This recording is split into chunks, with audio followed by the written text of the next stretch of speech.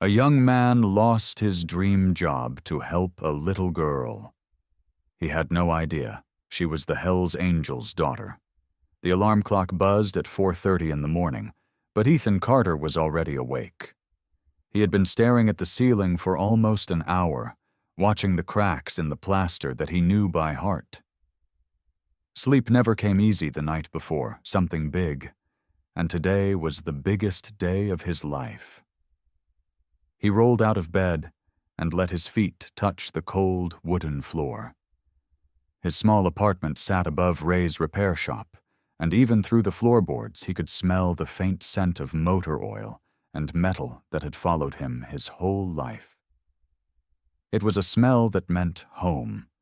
It was also a smell he hoped to leave behind, at least for a few hours, while he stepped into a world of polished floors and gleaming showroom cars. Today was his interview at Callahan Motors. Ethan walked to the small bathroom and looked at himself in the mirror. His dark hair was a little too long, but he had trimmed it the night before with careful hands, wanting to look sharp. His eyes looked tired, but there was something else there too. Hope. A flicker of it, small but steady, like a pilot light that refused to go out no matter how many hard years tried to snuff it.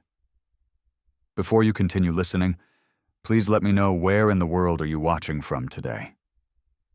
Now back to the story. He turned on the sinks and splashed cold water on his face. 3 years, he thought. 3 years of studying late at night after long shifts at the shop.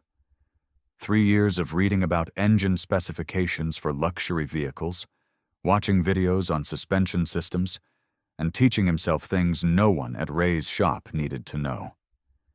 He had saved every spare dollar for this moment, skipping movies, skipping new clothes, skipping almost everything that other guys his age enjoyed. All of it had led to this single day. He walked back into his bedroom and opened the closet. Hanging there, wrapped in plastic from the dry cleaner, was his only good suit. It was navy blue, simple but sharp. He had bought it 2 years ago for his cousin's wedding and had kept it in perfect condition ever since, saving it for a moment like this one. Ethan pulled the plastic away carefully, like he was unwrapping something precious. In a way, he was. He dressed slowly, buttoning his white shirt with careful fingers, adjusting his tie in the mirror until it sat straight. He slid on the jacket and rolled his shoulders back, standing taller than he usually did. For a moment, he almost did not recognize himself. He thought about all the mornings he had walked into Ray's shop in stained coveralls, hands black with grease, fixing cars for people who could barely afford the repair bill. He loved that work. He loved fixing things that felt broken beyond saving. But he also wanted more. He wanted to work with the best engines in the world, to learn from people who built machines that were more like art than transportation. Callahan Motors was that chance. He walked to the small desk in the corner of his room, where his resume sat neatly inside a folder. He had printed it the day before at the library, making sure there were no smudges, no mistakes. He picked it up and held it like it was something fragile. In the kitchen, he grabbed a granola bar, not because he was hungry, but because his stomach felt tight, and he knew he needed something in it before the long morning ahead. He thought about calling Ray, just to hear his voice, but it was still too early. Ray would be proud of him either way. That much he knew. Ethan grabbed his keys from the counter and took one last look around the small apartment. The peeling paint, the second-hand furniture, the stack of automotive magazines he had read 100 times each. This could be the last morning he woke up in a place like this. He stepped out the door, down the narrow staircase, and into the cool morning air. The sky was still dark, but a thin line of orange was beginning to stretch across the horizon.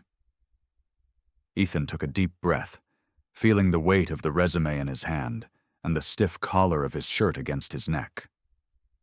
Today, everything was going to change.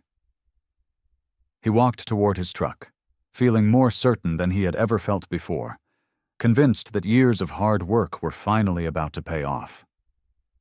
The drive took him past fields, still wrapped in morning fog, past gas stations just flipping their signs to open.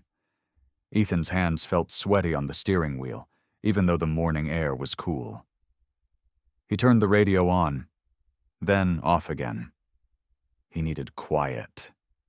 He needed to think. About 10 minutes from Callahan Motors, he saw the familiar sign for Meg's Diner, a small roadside place with a flickering neon sign shaped like a coffee cup. He had eaten there a few times over the years, back when he had a few extra dollars for a hot breakfast. His stomach was too nervous for food now, but he figured a cup of coffee might settle him down before he had to shake hands and answer questions that could change his whole life. He pulled into the gravel parking lot and parked near the side of the building. The lot was mostly empty, just a couple of trucks and an old sedan with a cracked windshield. Ethan checked the clock on his dashboard. Plenty of time.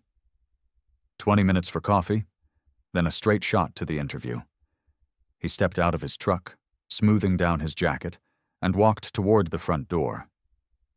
The bell above the entrance jingled as he stepped inside, and the smell of bacon and coffee wrapped around him like a blanket. A tired-looking waitress nodded at him from behind the counter. "Coffee to go?" she asked, already reaching for a cup. "Yes, please," Ethan said. "Black is fine." While she poured it, Ethan noticed his hands were shaking slightly. He pressed them flat against the counter, trying to steady himself. This was it. This was really happening. He paid for the coffee, thanked the waitress, and walked back outside, planning to sit in his truck for a few minutes and gather his thoughts before driving the rest of the way. That was when he heard it. A small sound, soft and broken, coming from somewhere behind the diner. At first he thought it might be a cat, or maybe the wind rattling something loose. But then he heard it again, and this time it sounded unmistakably human. A whimper. Someone crying, trying hard not to be heard. Ethan hesitated. He had somewhere to be. He glanced at his watch, then back toward the corner of the building where the sound seemed to come from. He told himself he would just take a quick look, just to make sure everything was okay.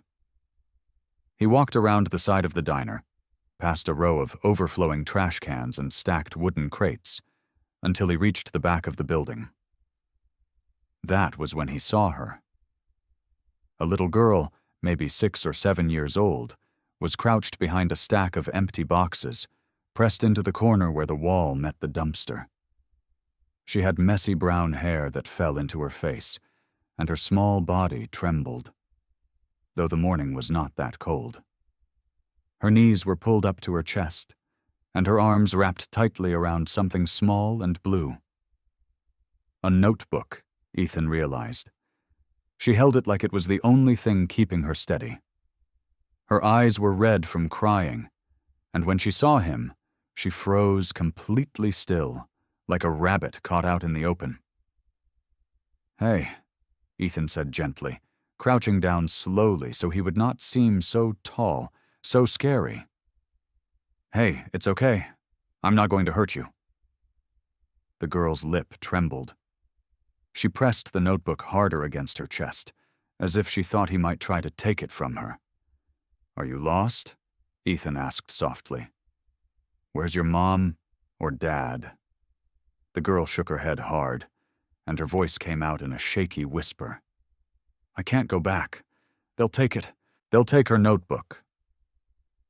Before Ethan could ask what she meant, he heard the crunch of gravel from the parking lot. 2 men were walking slowly along the row of parked cars, checking behind vehicles, peering under the diner's windows. One of them cupped his hands around his mouth. "Lily," the man called out, his voice sharp and impatient. "Lily, come on out. You're not in trouble." The little girl's whole body went rigid, Her wide, frightened eyes locked onto Ethan's face. "Please," she whispered, barely audible. "Please don't tell them I'm here." Ethan's mind raced. He looked down at his watch.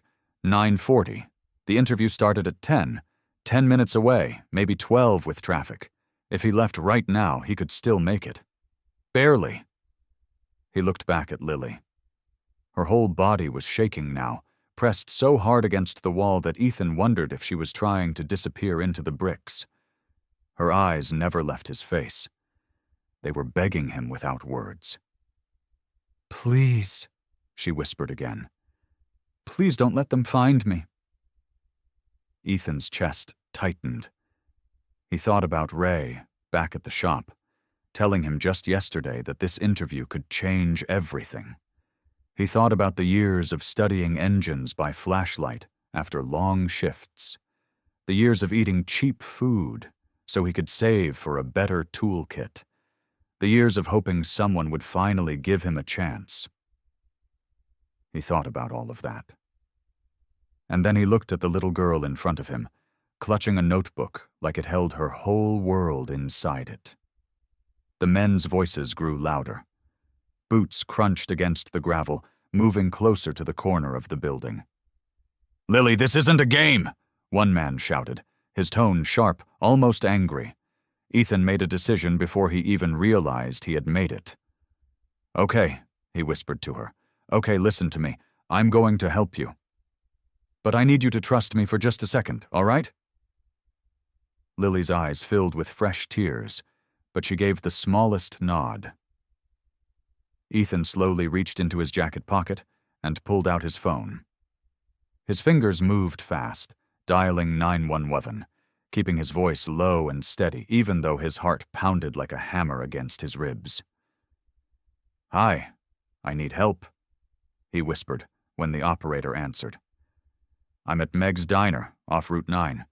There's a little girl back here, she's scared, and there are 2 men looking for her. I don't know if they're family or not, but something feels wrong.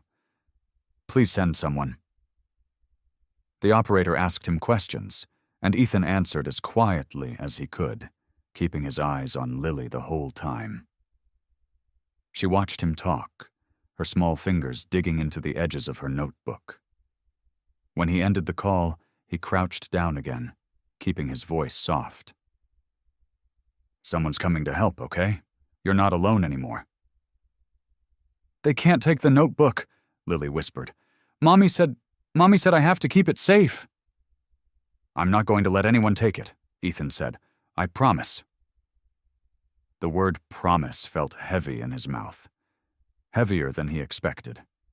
He meant it, even though he had no idea yet what that promise would cost him. He checked his watch again. 9:45. The interview was starting in 15 minutes. He thought about calling the front desk at Callahan Motors, explaining that something urgent had come up, asking if there was any way to push the meeting back even by an hour. But he couldn't leave Lily. Not like this. Not shaking. Not terrified. Not with 2 strange men circling the building like wolves waiting for an opening. He glanced toward the parking lot. The men were pacing near the diner's side window now, close enough that Ethan could hear them muttering to each other. "She's around here somewhere. She can't have gone far." Ethan's stomach turned. He looked back at Lily, at her wide brown eyes, at the way she gripped the notebook like a lifeline. He made his choice. He sat down beside her, blocking her from view as best he could with his own body, and kept his voice low and calm. "You're safe. I'm right here. I'm not leaving you." 10 o'clock came and went. Ethan felt it pass, felt the exact moment slip by like a held breath finally released. He didn't check his watch again. He didn't need to. He knew without looking that the interview had started without him, that the receptionist was probably calling his name in an empty waiting room, that the seat meant for him was sitting there, unfilled. His dream job, the one he had worked years for, was gone. but sitting there in the gravel behind the diner, with a frightened little girl pressed close beside him, and sirens beginning to whisper faintly in the distance, Ethan didn't move. He stayed exactly where he was. The two men gave up their search sooner than Ethan expected. Maybe they heard the sirens, too. Maybe they got scared. Whatever the reason, their voices faded, boots crunching away across the gravel, and a car door slammed somewhere out in the parking lot. An engine roared to life, tires spun against loose gravel, and then there was nothing but quiet. Ethan let out a breath he didn't know he'd been holding. "They're gone," he whispered to Lily. "I think they're really gone." She didn't answer. She just held the notebook tighter and stared at the spot where the men had been standing, like she was waiting for them to come back. A few minutes later, a police car pulled into the lot, lights flashing but no siren now. Two officers got out, a man and a woman, both moving slowly and carefully once they spotted Ethan and Lily tucked behind the boxes. "Are you the one who called?" the woman officer asked. "Yeah," Ethan said, standing up but keeping himself between Lily and the strangers until he was sure it was okay. "This is Lily. She was scared. There were two men looking for her." The officers crouched down to Lily's level, speaking gently, asking her questions. Ethan stayed close the whole time, letting Lily hold on to his sleeve when she needed to. It took almost half an hour for the officers to piece together enough information to make some calls. Lily didn't know a phone number by heart, but she knew her father's name. "Marcus Callahan," she said quietly. "Everybody calls him Bear." The officer's eyebrows lifted slightly at the name, but she just nodded and stepped away to make a call on her radio. Ethan stayed with Lily the entire time, sitting on the curb beside her, letting her lean against his arm when she got tired. She didn't let go of the notebook once. Not for a second. It wasn't until the officers said someone was on the way to pick her up that Ethan finally remembered. His interview. He pulled out his phone with a shaking hand and dialed the number for Callahan Motors, the number he had memorized weeks ago, the number he had practiced saying out loud so he wouldn't stumble over his words when he called to confirm his appointment. The receptionist picked up on the third ring. Her voice was polite, professional, and completely unaware of what she was about to do to him. "Callahan Motors, how can I help you?" "Hi, this is Ethan Carter. I had a 10 o'clock interview this morning and something happened, an emergency, and I couldn't make it. I was hoping there might be a way to reschedule." There was a pause. Papers shuffled on the other end. "I'm sorry, Mr. Carter, but the position has already been filled. We had another strong candidate ready, and since you didn't show or call ahead, we moved forward with the decision this morning." Ethan's stomach dropped like a stone. "Is there any way—" "I'm sorry," she said again, and she did sound sorry, but it didn't change anything. "The position is filled." Ethan thanked her, though he wasn't sure why, and ended the call. He stood there for a moment, staring at his phone, at the blank screen, at his own reflection in the dark glass. Years of studying, saving, hoping, gone in one phone call that lasted less than a minute. He walked back to his truck slowly, his legs feeling heavier with every step. He climbed inside, shut the door, and just sat there, staring at the steering wheel. The dream job. The one he had built his whole future around. Gone. A soft knock came at his window. He looked over and saw Lily standing there, an officer close behind her, waiting to walk her to a car once her father arrived. Ethan rolled down the window. "Thank you," Lily said quietly. Her voice was small, but steady now, not shaking like before. "For staying with me, for not leaving." Ethan looked at her, at the notebook still clutched in her small hands, at the relief now settled into her face where fear had been just an hour ago. "You're welcome," he said, and he meant it, even though his chest still ached from everything he'd lost. "I wasn't going to leave you scared like that. Not for anything." Lily gave him a small, grateful smile before the officer gently guided her back toward the diner to wait. Ethan sat alone in his truck, hands resting on the wheel, staring straight ahead at nothing at all. The sound came before the sight of him. A deep rumble, low and steady, like thunder rolling across flat ground. Ethan looked up from his steering wheel and saw a motorcycle turn into the parking lot, chrome catching the morning sun. The man who climbed off it was huge, not just tall, but built like something out of an old movie, thick arms covered in faded tattoos, a leather vest with patches Ethan didn't recognize, a gray beard that reached halfway down his chest. He looked like trouble. He looked like the kind of man mothers warned their kids about. Then Lily saw him. "Daddy!" She broke away from the officer standing beside her and ran across the gravel lot faster than Ethan thought a 7-year-old could move. The big man dropped to his knees right there on the hard ground, not caring about his jeans or the gravel digging into his skin, and caught her in his arms like she was the only thing in the whole world that mattered. "Lilybug," he said, his voice cracking in a way that didn't match his size at all. I've got you, baby girl." He held her so tight Ethan wondered if she could even breathe. But Lily didn't seem to mind. She buried her face in his shoulder, and finally let herself cry, big, shaking sobs that she must have been holding back the entire time. Ethan sat in his truck, watching, not sure if he should get out or stay put.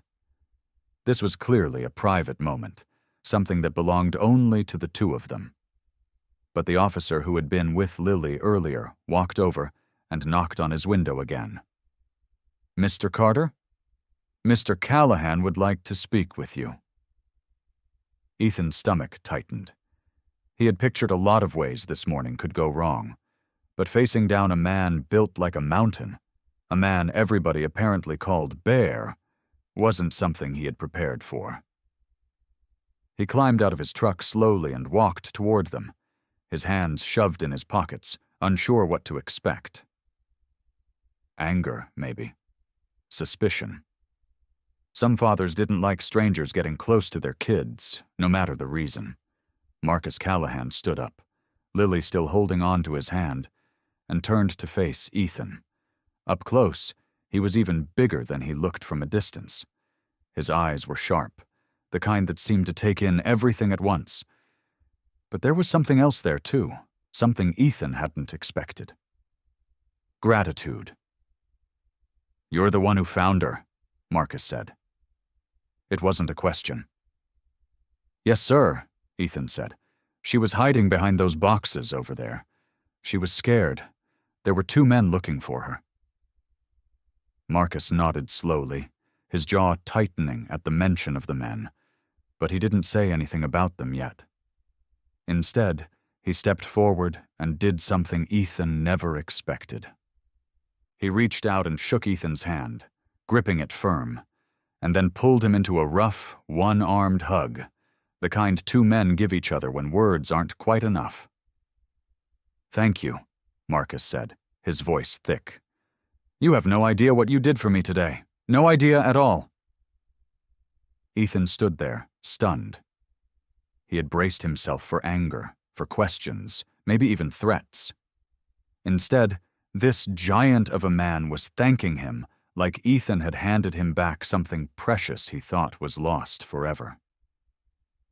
"She's my whole world," Marcus said, glancing down at Lily, who was still holding tight to his leg, the notebook clutched against her chest.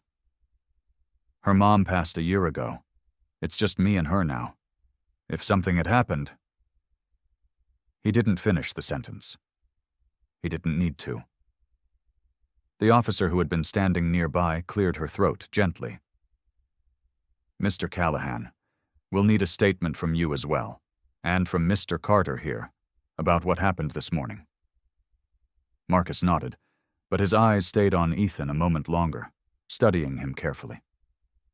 "You missed something today," he said slowly. "Didn't you? I can see it on your face." Ethan hesitated, not sure how much to say. "I had an interview," he finally admitted, "for a job I've been trying to get for years. It's gone now. They filled the position already." Marcus's expression shifted, something like understanding crossing his weathered face. "You gave that up," he said quietly, "for a kid you'd never met before." "Yes, sir."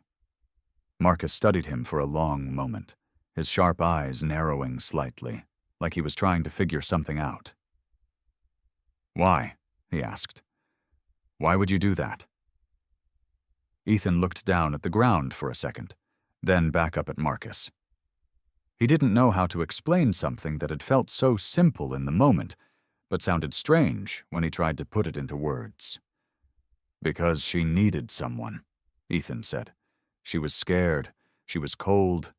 She was hiding behind a diner, all alone, holding on to that notebook like it was the only thing keeping her together. I couldn't just walk past that and pretend I didn't see it. I couldn't get in my truck and drive to some interview knowing a little girl was back there crying, waiting for someone bad to find her before someone good did." He shrugged, like it wasn't a big deal, even though it had cost him everything. "Walking away didn't feel right," he said. "It still doesn't, even knowing what it cost me. I'd do it again." Marcus stared at him for a long moment. His eyes, sharp and gray like storm clouds, seemed to search Ethan's face for something. Whatever he was looking for, he must have found it, because something in his shoulders relaxed, like a weight had lifted off him. "Most people would have called it in and kept driving," Marcus said. "Figured it wasn't their problem. Figured someone else would handle it." "I couldn't do that," Ethan said simply. Marcus nodded slowly, glancing down at Lily again. She had stopped crying now, but she still held onto her father's leg with one hand, the notebook pressed tight against her chest with the other. Her eyes were red and swollen, but there was something calmer in her face now, like the fear had finally started to drain out of her. "I should tell you something," Marcus said, turning back to Ethan. "Lily isn't lost. She's not some kid who wandered away from her family and got scared. She's mine. She's my daughter." Ethan blinked, surprised. He had assumed, somehow, that Lily belonged to someone else, that Marcus was a relative or a family friend called in to help. The idea that this massive man, with his leather vest and his tattoos and his motorcycle that sounded like rolling thunder, was actually Lily's father took a second to sink in. "Her daughter," Ethan repeated, mostly to himself. "She's my whole life," Marcus said again, softer this time. "Her mom, my wife, she passed away about a year ago. Cancer. Fast, once it showed up. Lily's been carrying that notebook everywhere since. It was her mom's. Has stories in it, memories, things her mom wrote down for her before she got too sick to write anymore." Ethan felt something tighten in his chest. He looked down at Lily, at the way she held that notebook like it was made of glass, like the smallest bump could break it apart forever. "I didn't know," Ethan said quietly. "Course you didn't," Marcus said. "But you didn't need to know. You just saw a scared kid and did something about it. That's rare, son. Rarer than you probably think." The officer stepped in gently at that point, reminding them both that statements were still needed, that paperwork had to be filled out, that there were still questions about the two men who had been searching for Lily. Marcus nodded, his jaw tightening again at the mention of them, but he didn't say much more about it. Ethan gave his statement to another officer standing nearby, explaining everything he had seen, the crying behind the boxes, the two men asking around, the fear in Lily's eyes when she first looked up at him. It took almost an hour before everything was finished. By the time Ethan climbed back into his truck, the morning sun had climbed higher into the sky, and the parking lot had mostly cleared out. Marcus shook his hand one more time before he left, thanking him again, his grip firm and warm. "You take care of yourself," Marcus said. "And thank you. Really." Ethan nodded, managing a tired smile, and watched as Marcus lifted Lily onto the motorcycle in front of him, wrapping one arm around her small body to keep her steady.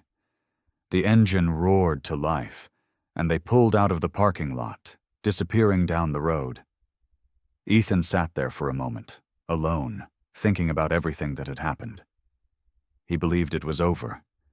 He believed he would go home, nurse his disappointment about the lost job, and eventually move on with his life. He had no idea that the notebook Lily carried held a secret far bigger than anyone realized.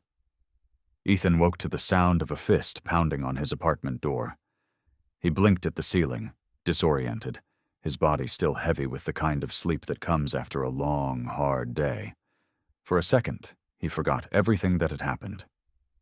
Then it all came rushing back. The diner, Lily's face, the missed interview, the job that was gone. The knocking came again, harder this time. Ethan pulled himself out of bed and shuffled to the door in yesterday's t-shirt, his hair sticking up in every direction. He looked through the small peephole and felt his stomach drop. Marcus stood on the other side, filling the doorway with his broad shoulders, his leather vest, his serious face. He looked even bigger in the morning light, like a mountain that had decided to come knocking. Ethan opened the door. "Marcus," he said, surprised. "What are you doing here? How did you even find my address?" "Small city. Smaller circle of people who know how to ask the right questions," Marcus said. His voice was calm, but there was something tight in it, something that hadn't been there the day before. "Can I come in?" Ethan stepped back and waved him inside. Marcus had to duck slightly under the doorframe. He looked around the small apartment, taking in the second-hand couch, the stack of car magazines on the coffee table, the single window letting in gray morning light. "Sorry, it's not much," Ethan said, feeling suddenly embarrassed. "It's fine," Marcus said, waving off the comment like it didn't matter. "I didn't come here to judge your furniture." Ethan gestured for him to sit, and Marcus lowered himself onto the couch, which creaked under his weight. Ethan sat across from him in the old recliner, still trying to wake up, still trying to understand why a man like Marcus Callahan was sitting in his living room at 8 in the morning. "Is Lily okay?" Ethan asked. "She's fine. Sleeping in this morning. Scared her pretty bad yesterday. But kids bounce back faster than we do." Marcus rubbed a hand over his face, and for a moment he looked tired, older than his years. "I need to tell you some things, Ethan. Things I didn't say yesterday because I didn't know how much you needed to hear." Ethan felt a small knot form in his stomach. "Okay." "That notebook Lily was holding," Marcus said. "It belonged to my wife, Sarah. She passed away about a year ago, like I told you. Cancer took her fast, faster than any of us were ready for. Before she got too sick to write, she filled that notebook with things for Lily. Memories, stories about our family, little messages, things a mom wants her daughter to know when she's not around to say them out loud." "That's beautiful," Ethan said quietly. "And terrible." "Both things can be true," Marcus said. "But there's more to it. Sarah wasn't just writing memories in that book. Near the end, she started writing something else. She'd found out something. Something about people she worked with at a charity she volunteered for. Money that was supposed to go to families in need was disappearing. She kept records, names, numbers. She hid all of it inside that notebook, mixed in with the stories about Lily's first steps and her favorite songs." Ethan felt the air in the room shift, like something heavy had settled over them both. Lily wasn't lost by accident yesterday, Marcus continued. 2 men have been trying to get that notebook away from her for weeks. They knew what Sarah found. They knew she wrote it down.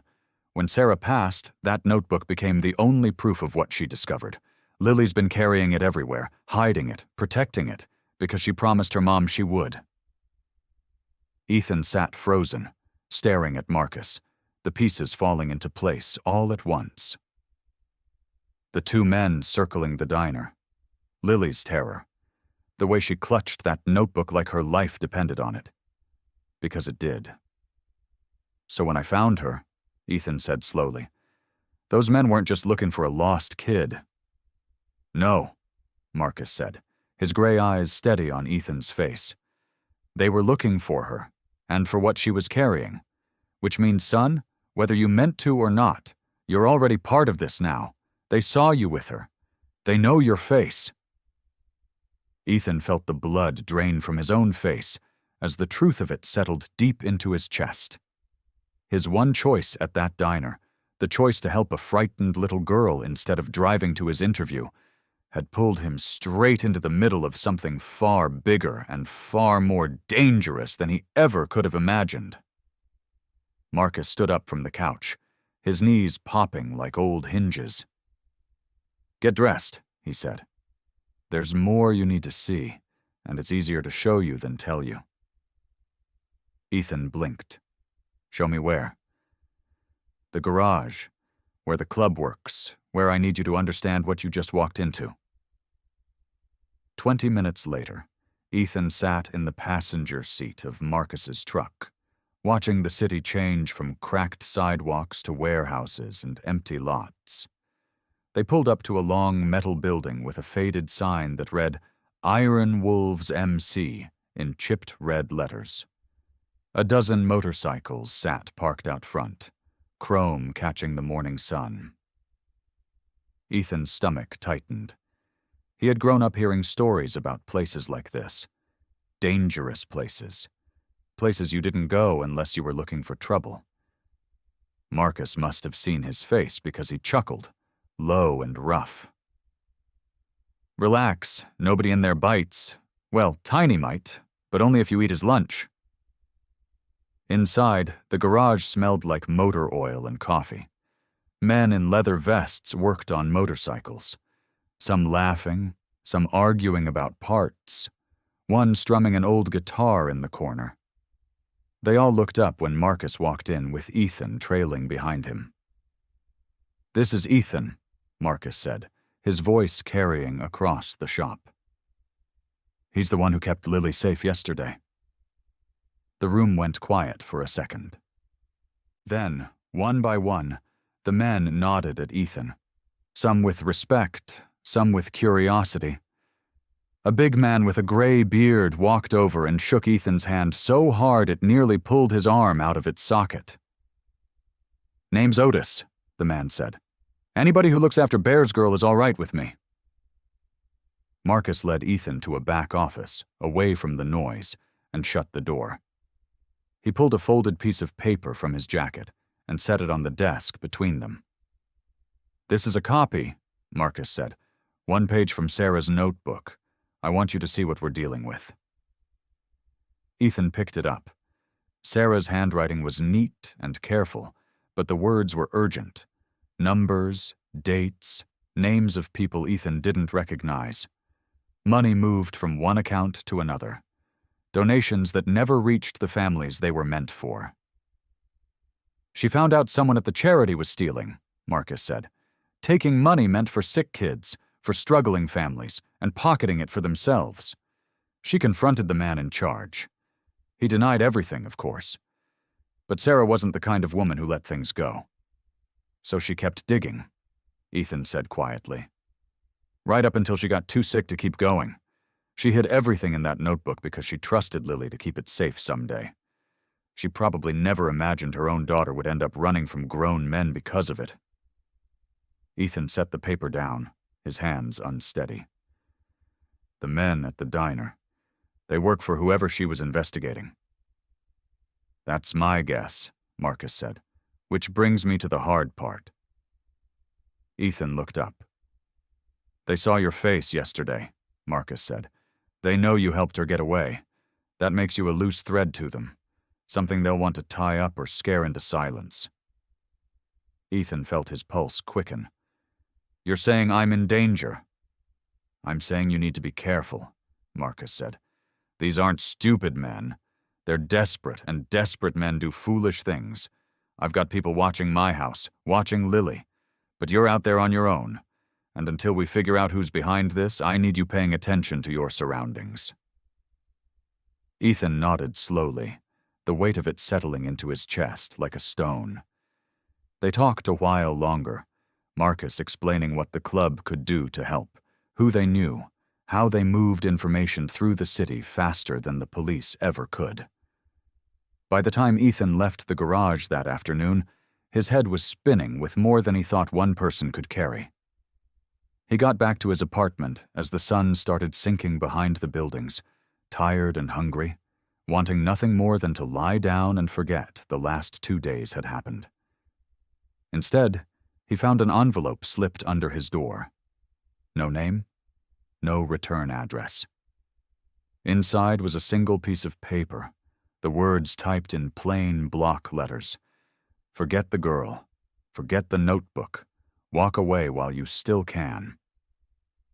Ethan's hands were still shaking when he called Marcus. There's a note, Ethan said, reading it out loud, his voice tight. It says to forget the girl. Forget the notebook. Walk away. There was a pause on the line. Then Marcus's voice came back low and steady. Pack a bag. You're not staying there tonight. Marcus, I have a job, a life. I can't just... You can, and you will, at least until we sort this out. Marcus's tone left no room for arguing. There's a room above the garage.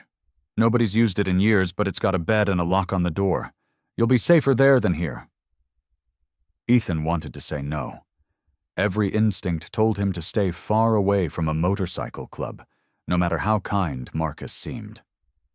But then he thought about the 2 men outside the diner, the way they had called Lily's name, like she was something to be hunted instead of a scared little girl. He thought about the note sitting on his kitchen table, the block letters cold and threatening. He packed a bag. The garage looked different at night. The bikes were covered in tarps, the shop quiet except for a radio playing softly somewhere in the back. Marcus met him at the door and led him upstairs to a small room with a window that looked out over the lot. It smelled like dust and old wood, but it was clean, and the lock on the door was heavy and solid. Nobody gets up here without going through me first, Marcus said. You'll be safe. Ethan sat on the edge of the bed and looked around. I still don't understand all this. Why would you do this for me? You don't even know me. Marcus leaned against the doorframe, arms crossed. I know enough. Get some sleep. Tomorrow you'll see what this place is really about. The next morning, Ethan woke to the sound of engines and laughter. He climbed down the stairs, rubbing sleep from his eyes, and found the garage already full of activity. Men in leather vests moved between motorcycles and cars, but it wasn't what Ethan expected. In one corner, an older man in a wheelchair was directing 2 bikers as they adjusted the hand controls on a motorcycle built just for him. A faded military patch was sewn onto his jacket. That's Frank, Otis said, walking up beside Ethan with 2 cups of coffee. He handed one over. Lost his legs overseas. We rebuilt that bike so he could ride again.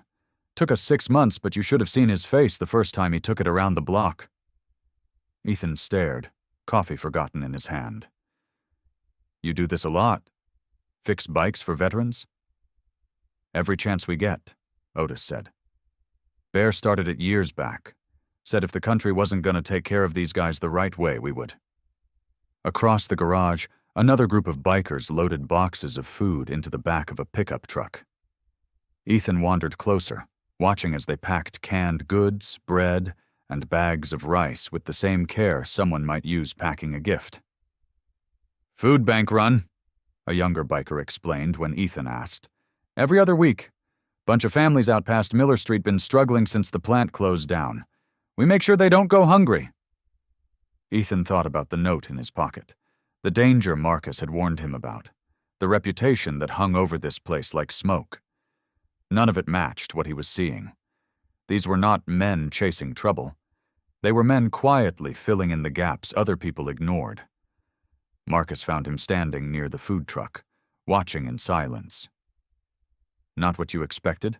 Marcus asked, a small smile tugging at the corner of his mouth. Ethan shook his head slowly. "Everyone always says stay away from guys like you. That's your trouble. Dangerous." Marcus shrugged, watching his men load the last of the boxes.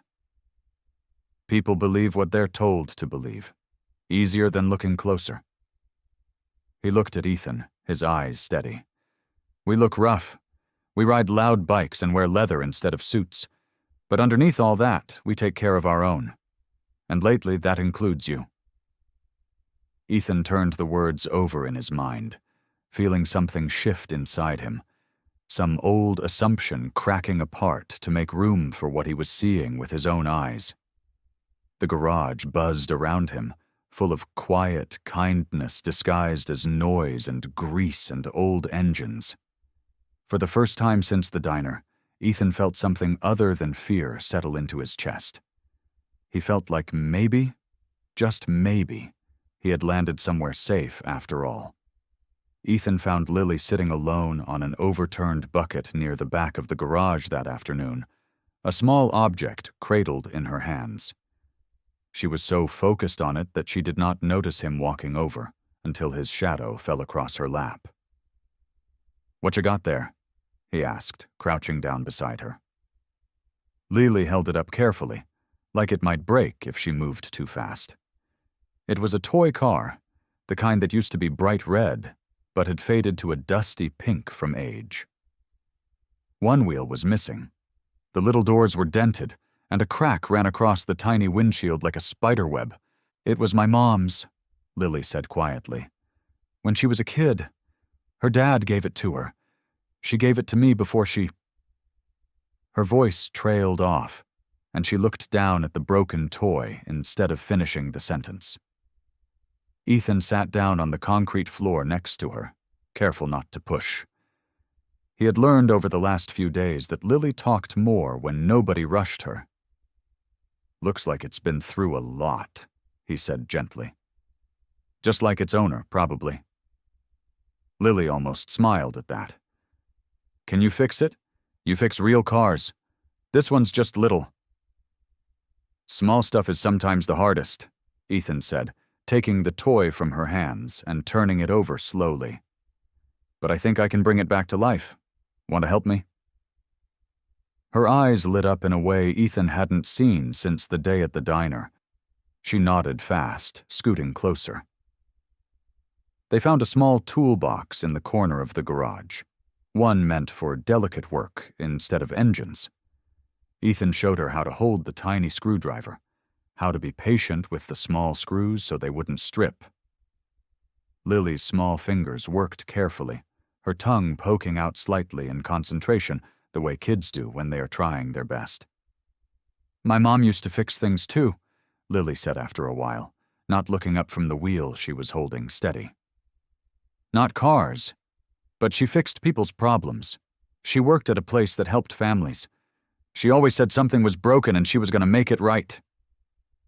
Ethan kept working, letting her talk, sensing this was important. "That's why the notebook matters so much," Lily continued, her voice growing smaller. "It's got her handwriting in it, her real handwriting, not just pictures.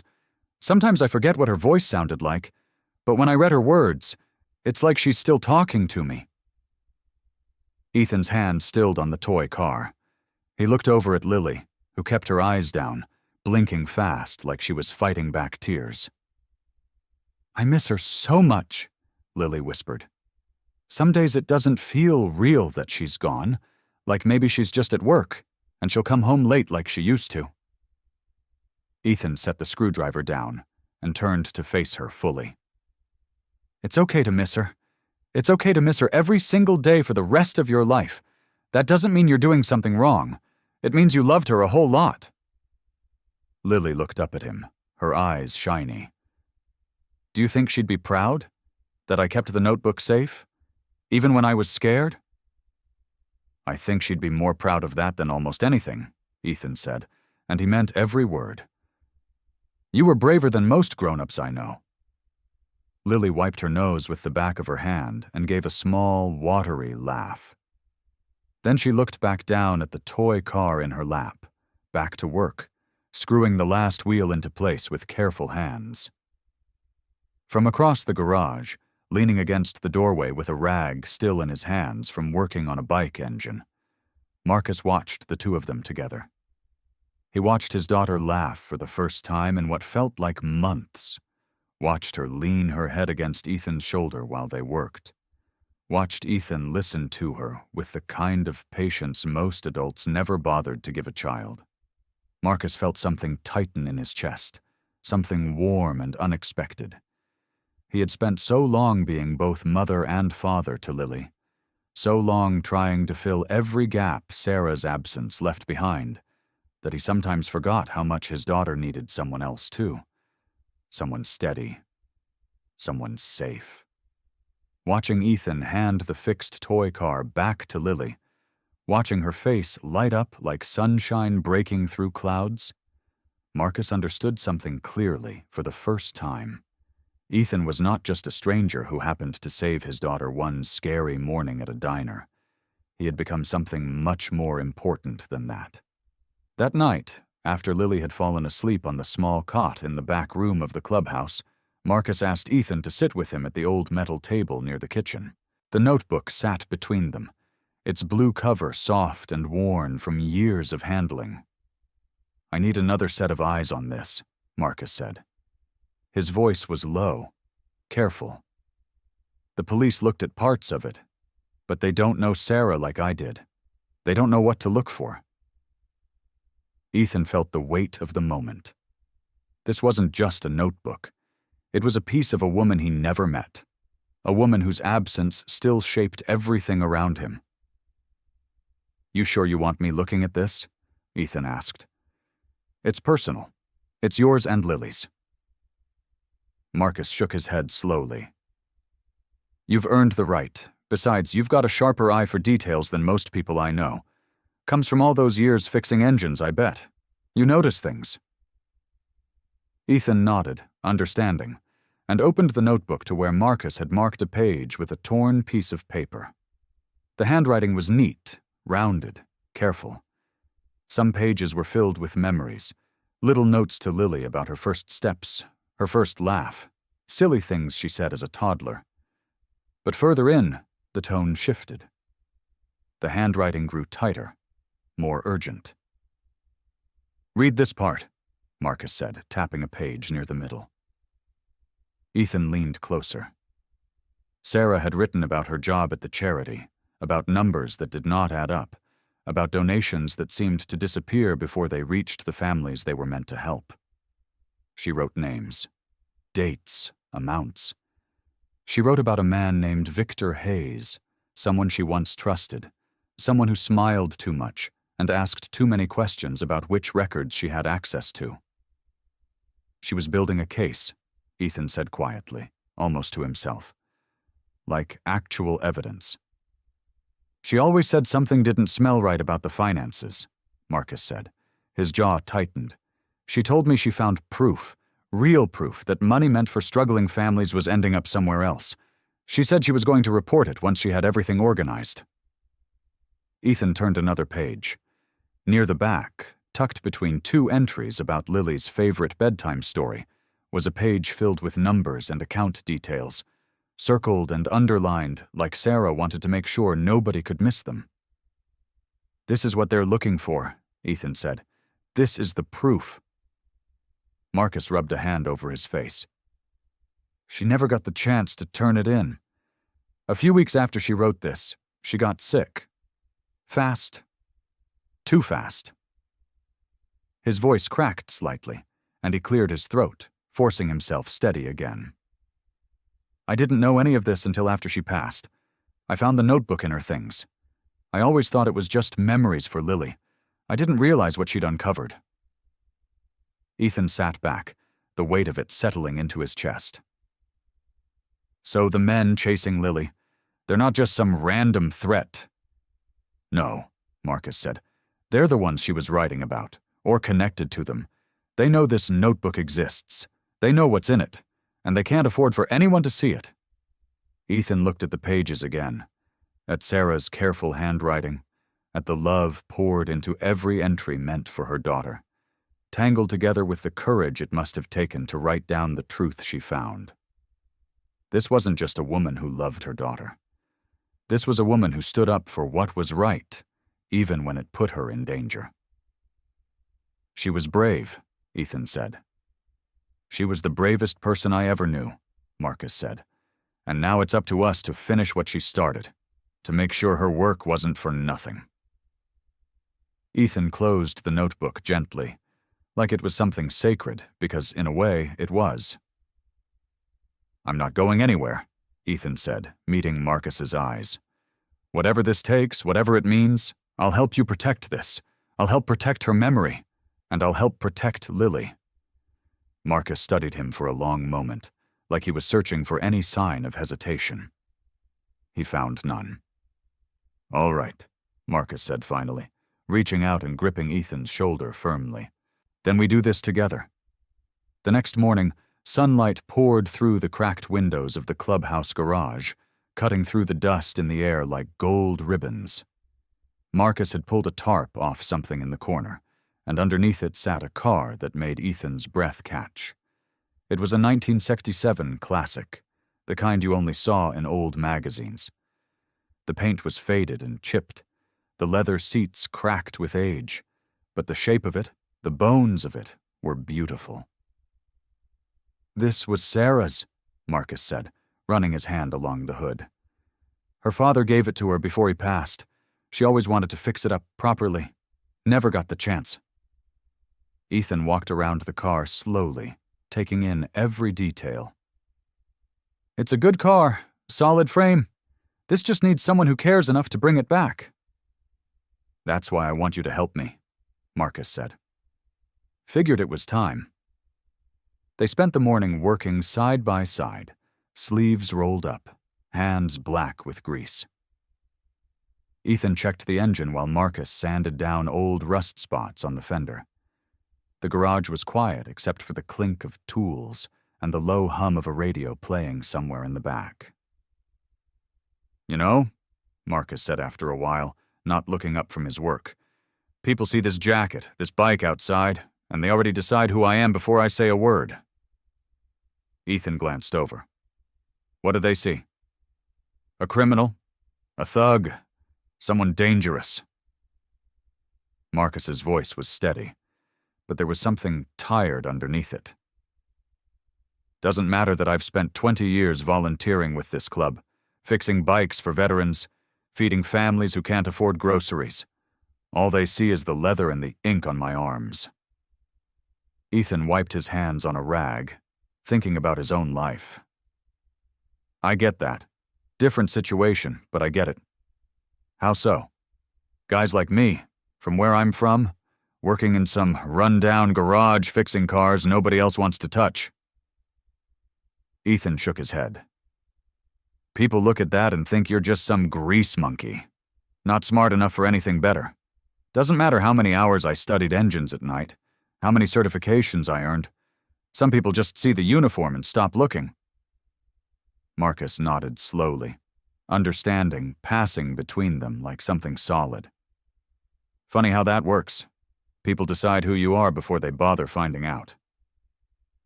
"Yeah," Ethan said. "My boss Ray used to tell me character mattered more than anything else. I used to think that was just something people say to make you feel better about not having much. But I'm starting to think he meant it." Marcus set down his sandpaper and looked at Ethan directly. He was right. I've seen men with fancy degrees who wouldn't lift a finger to help a stranger, and I've seen men in leather vests who'd give you the shirt off their back if you needed it. Doesn't matter what you look like. Matters what you do when nobody's watching. Ethan smiled a little at that. Lily said something like that, about her mom. Sarah believed that with everything she had, Marcus said. She never judged anyone by how they looked. She judged people by how they treated others. That's part of why she married me, I think. She saw past all this. He gestured to himself. The leather vest, the tattoos crawling up his forearms. She saw who I actually was. They worked in comfortable silence for a while after that, the kind of silence that only happens between people who understand each other.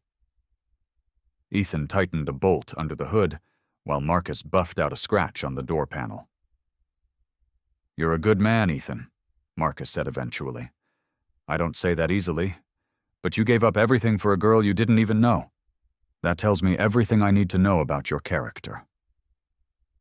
Ethan felt something warm settle in his chest, something he hadn't felt in a long time. Not since before he lost the interview, before everything changed. It was the feeling of being truly seen. "Thank you," Ethan said simply. "That means more than you know." Marcus reached over and gripped his shoulder, the same way he had the night before. "We're not so different, you and me. Both of us spent our lives being underestimated. Maybe that's why this all makes sense somehow." Ethan looked at the car between them, half broken, half beautiful, and thought about how some of the best things in life came from people willing to see past the surface. "Yeah," he said. "Maybe it does." That evening, Marcus sat alone in his small office at the back of the clubhouse. The walls were covered with old photographs, bikes he had restored, faces of men who had come and gone, a picture of Sarah, laughing, her hair caught mid-wind on some highway years ago. He picked up his phone and scrolled until he found a name he had not called in almost 3 years. Richard Callahan. No relation by blood, but a friendship built back when they were young men working the same garage, long before Marcus put on his leather vest and Richard put on his tailored suits. Marcus pressed the call button before he could talk himself out of it. Richard answered on the 3rd ring. "Marcus Callahan. Now there's a name I haven't seen light up my phone in a long time." "Been a while," Marcus said. "Hope I'm not catching you at a bad time." "Never a bad time for you, old friend. What's going on?" Marcus leaned back in his chair, looking at the photo of Sarah on the wall. "I need to tell you about somebody. Not asking for anything. Just want you to hear this." "I'm listening." Marcus told him everything. He told him about Lily hiding behind the diner, scared and alone. He told him about the notebook, about Sarah, about the danger that had been circling his daughter without him even knowing it. And he told him about a young mechanic named Ethan Carter, who had a job interview lined up that morning, the kind of chance most young men would never walk away from. "He had 20 minutes to get there," Marcus said. 20 minutes, and instead he sat with my daughter behind a diner until the police came. He missed his interview, lost the job, didn't even hesitate.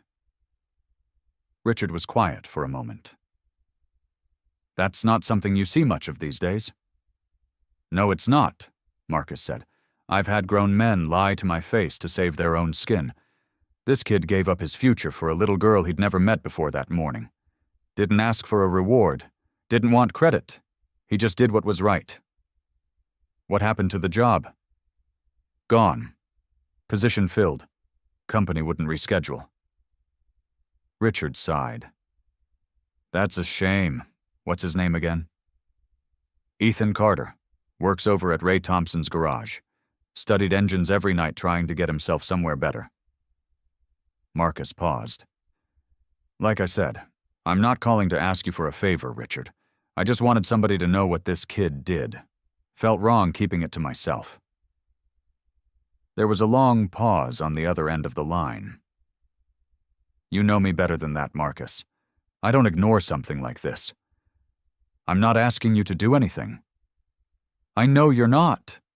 That's exactly why I'm going to." Richard's voice had changed, sharpened with interest. Character like that doesn't walk through my door every day. Give me his information. I'd like to meet him myself. Marcus felt something loosen in his chest, a weight he hadn't realized he was carrying. I'll have him call you. Do that, Richard said. And Marcus, it's good to hear from you. We should catch up properly sometime. We should, Marcus said, meaning it.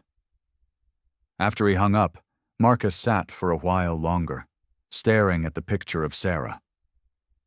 He's a good one, he said quietly, as if she could hear him. Thought you'd want to know. The next morning, Ethan was elbow-deep in the classic car's engine when his phone buzzed in his pocket. He wiped his hands on a rag before answering, expecting Ray or maybe Marcus checking in about parts. Instead, an email notification lit up his screen. The subject line read, "Invitation from Callahan Motors." Ethan's hands went still. He opened it slowly, half expecting some kind of mistake. The message was short, formal, and signed by Richard Callahan himself. It invited Ethan to a private evaluation at the company's headquarters, a second chance to be considered for a position. Ethan read it 3 times before it fully sank in. He looked up at the sky through the cracked garage window, feeling something he hadn't let himself feel in days. Hope. Real, solid hope, rising up through the ache of everything he had lost. Maybe his future was not over, after all. Ethan stood in front of the small mirror in his apartment, buttoning a shirt he had bought 3 years ago and never worn. The collar felt stiff against his neck. His hands, rough and scarred from years of engine grease and metal, looked strange holding a comb instead of a wrench. He barely recognized himself. The email from Richard Callahan sat open on his phone, propped against the mirror so he could read it one more time. Private evaluation. Callahan Motors headquarters. 9 o'clock tomorrow morning. A second chance. He still could not believe it was real. That evening, he drove out to the clubhouse to see Marcus and Lily, the way he had been doing almost every day since everything happened. He found Lily sitting on the porch steps, her mother's notebook open on her lap, a pencil in her small hand. "What are you writing?" Ethan asked, sitting down beside her. "A new page," Lily said. "Mama used to write about good things that happened. I'm writing about you." Ethan felt his throat tighten. "Me?" "You saved me," Lily said simply, like it was the easiest fact in the world. "And you didn't even know who I was. You just helped." "Anybody would have done that." Lily shook her head, her ponytail swinging. "No, not anybody. Daddy says most people would have just called the police and left. You stayed." Ethan did not know what to say to that, so he just sat quietly, watching the evening light stretch long shadows across the yard. "Are you scared?" Lily asked. "About tomorrow?" "A little," Ethan admitted. "It's a big chance. I don't want to mess it up." Lily closed the notebook carefully, holding it against her chest the way she always did, like it was something alive. "Mama used to say the best people are the ones who help when nobody is watching. You did that for me. I don't think anybody was watching you that morning behind the diner, but you still chose me anyway."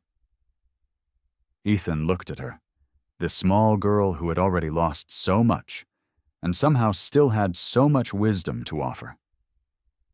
"She sounds like she was a good mom," Ethan said softly. "She was the best." Lily smiled, though her eyes glistened a little. "I think she'd be proud of you. Even though she never got to meet you, I think she'd say you're exactly the kind of person she always wanted me to know." Ethan felt something warm settle in his chest, chasing away some of the nervous knots that had been twisting there all day. "Thank you, Lily. That means more than you know." "You're going to do great tomorrow," Lily said, standing up and brushing off her shorts. "And even if you don't get the job, you're still the best person I know, Besides Daddy. Ethan laughed, the sound surprising him. That's a pretty high bar. You already cleared it, Lily said, and skipped off toward the clubhouse door, notebook clutched tight against her side. The next morning, Ethan stood outside the glass doors of Callahan Motors headquarters, staring up at the building that seemed to touch the clouds. Chrome and glass gleamed in the morning sun. Somewhere inside, luxury cars worth more than his entire life savings sat gleaming under showroom lights. He straightened his shirt one more time, took a breath, and pushed through the door. The lobby was cool and quiet, smelling faintly of leather and fresh coffee. A receptionist smiled and asked him to wait, that Mr. Callahan would be down shortly. Ethan sat in a leather chair, his heart pounding, running through everything he wanted to say.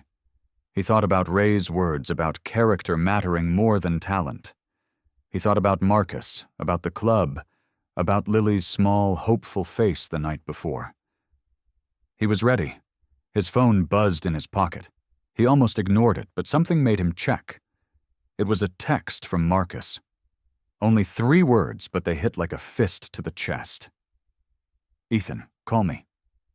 Now. Before he could even process what that meant, his phone rang. Marcus's name flashed across the screen. Ethan's stomach dropped as he answered, and Marcus's voice came through, tight and urgent in a way Ethan had never heard before. Ethan, something's happened. It's the car. It's the notebook. You need to come now. Ethan's hand tightened around the phone. Marcus, slow down. What do you mean it's the car? What happened to the notebook? Just come, Marcus said. The clubhouse, now.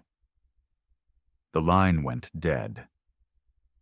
Ethan looked up at the receptionist, who was still smiling that polite, practiced smile, waiting for him to be called back for his evaluation. The chair beneath him suddenly felt like it belonged to someone else. He stood up on shaky legs.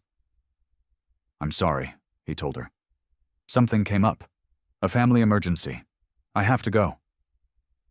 Her smile faltered, confused, but Ethan was already moving, already pushing through the glass doors and out into the bright morning sun that now felt cold against his skin. He drove faster than he should have, his knuckles white on the steering wheel, his mind racing through every terrible possibility. Had something happened to Lily? To Marcus? He kept replaying the words. It's the car. It's the notebook. None of it made sense, and all of it made his stomach twist tighter with every mile.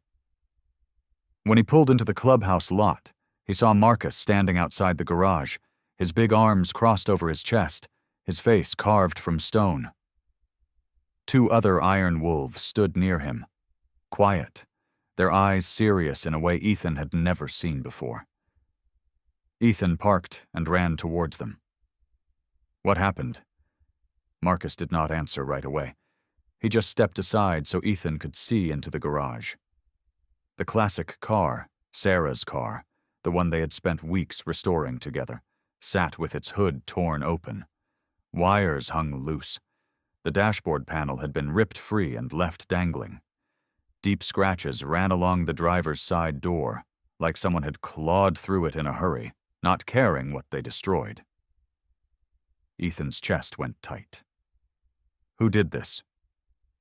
That's what we're trying to figure out, Marcus said, his voice low and hard. But that's not the worst part. He walked over to the workbench where the notebook usually sat, safe inside a small lockbox Ethan himself had installed just last week. The box was open. Empty. The page, Marcus said. The one with Sarah's evidence. It's gone. Ethan felt the floor tilt beneath him. Gone? How? Who had access to that? Marcus's jaw tightened, and for the first time, something flickered behind his eyes that looked almost like doubt. That's the problem, Ethan. Not many people did. You, me, a couple of the guys. And you were the last one working on the car yesterday. The words landed like a punch. Ethan took a step back. "Marcus, you don't think I had anything to do with this?"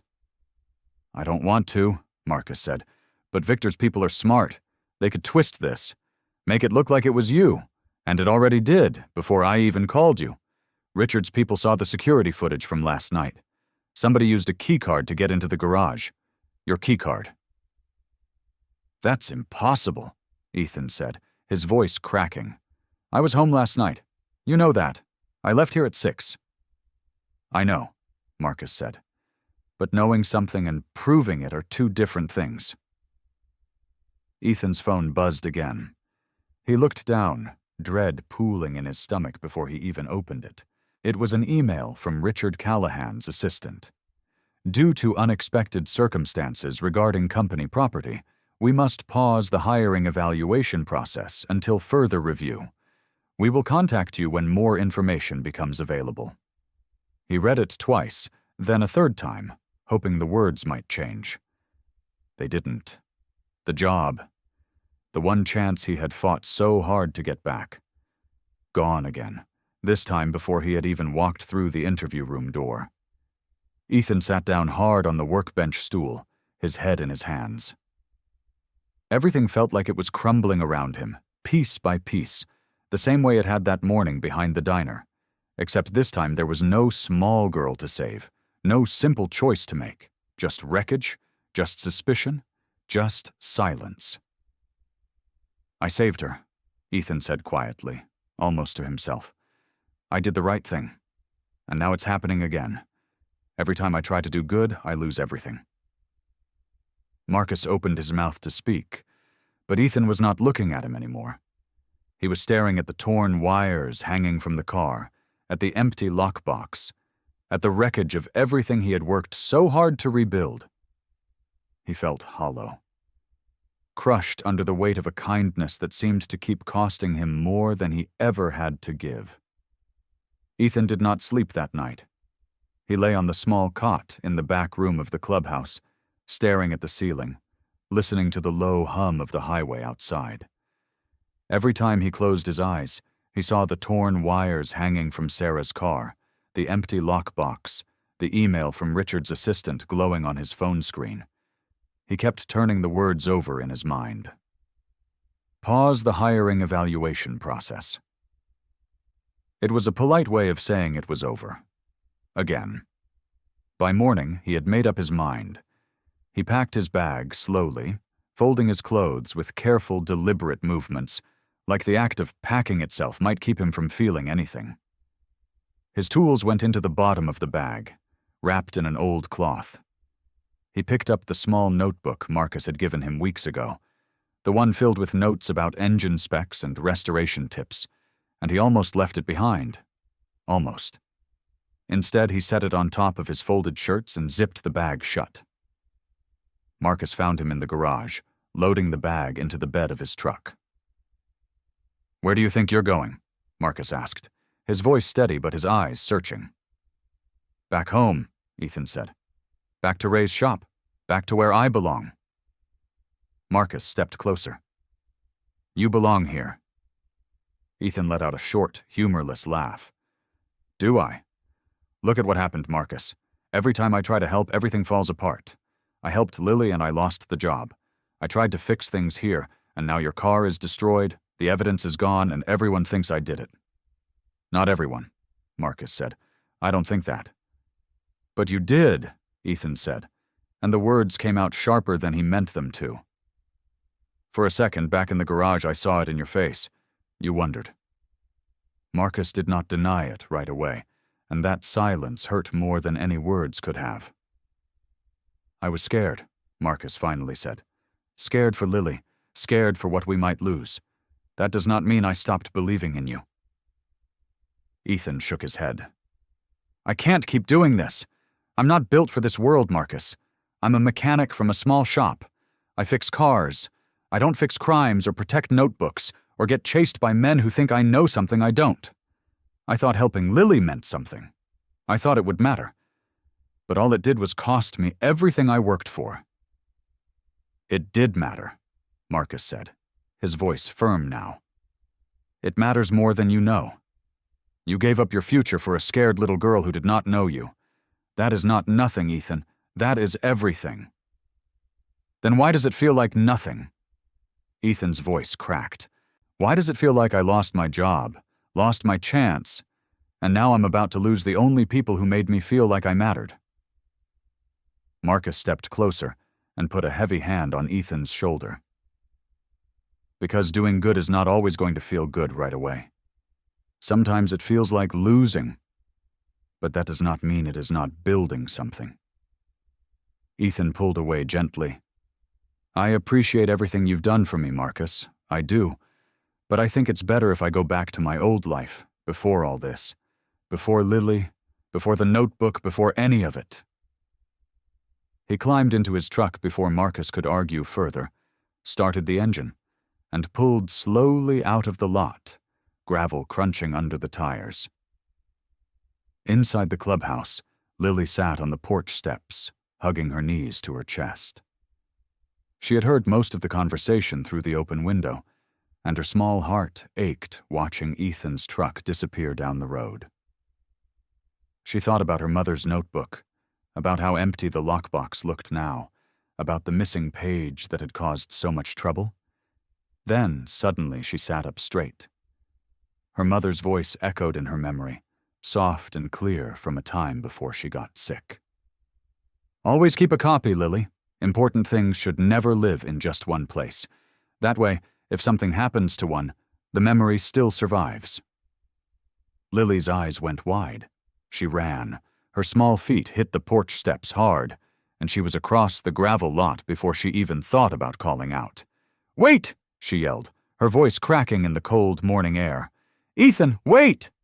Ethan's truck was already rolling toward the road, but Lily did not stop. She waved her arms over her head, running as fast as her legs would carry her. Marcus saw her from the porch and took off after her, his heavy boots pounding the gravel. Lily! Ethan caught sight of the small girl in his side mirror, chasing his truck with everything she had. He hit the brakes. Gravel sprayed under the tires as the truck skidded to a stop. He rolled down the window. Lily, what's wrong? She reached the truck out of breath, her chest heaving. You can't leave, she said between gasps. I remember something. I remember something important. Marcus caught up a moment later, his hands on his knees, catching his own breath. Lily, what is it? Lily looked between the two of them, her eyes bright with a kind of urgency that made Ethan's chest tighten. Mama always told me to keep a copy of important things. She said important things should never live in just one place. Ethan stepped out of the truck slowly. What are you saying, Lily? I copied it, Lily said. The page, the one with the numbers and the names. I copied it into my school notebook a long time ago. I did not even think about it until just now. I forgot I even did it. Marcus stared at his daughter like she had just handed him the whole world. Where is it? Where is your school notebook? In my backpack, Lily said. In my room. They did not walk back to the clubhouse. They ran. Lily led the way, her small legs pumping as she pushed through the front door and down the hallway to her room. She dropped to her knees beside her bed and pulled out a battered pink backpack covered in stickers of cartoon animals. Her hands trembled slightly as she dug through crayons, folded papers, and a half-eaten granola bar until she found it. A plain blue school notebook with a bent corner. She flipped through the pages quickly, her small fingers moving faster and faster until she stopped. Here, she said, holding it up. Here it is. Marcus took the notebook carefully, like it might break if he held it too tight. Ethan leaned over his shoulder, and together they looked at the page. It was written in Lily's careful, childish handwriting, copied word for word from her mother's notebook. Names, dates, numbers, amounts of money that did not add up, a list of transactions that connected directly to the charity and directly to Victor Hayes. Marcus's hands shook as he read it. "This is it," he said quietly. "This is everything Sarah found." Ethan felt something shift inside his chest, a weight lifting that he had been carrying since the moment the evidence disappeared. "Lily," he said, kneeling down so he was eye level with her. "You just saved everything?" Lily looked up at him, her eyes serious in a way that seemed far older than 7 years old. "Mama said to always keep a copy. I did not forget. I just did not remember I remembered." Marcus laughed, a sound thick with emotion, and pulled his daughter into a tight hug. "You are just like your mother," he said into her hair.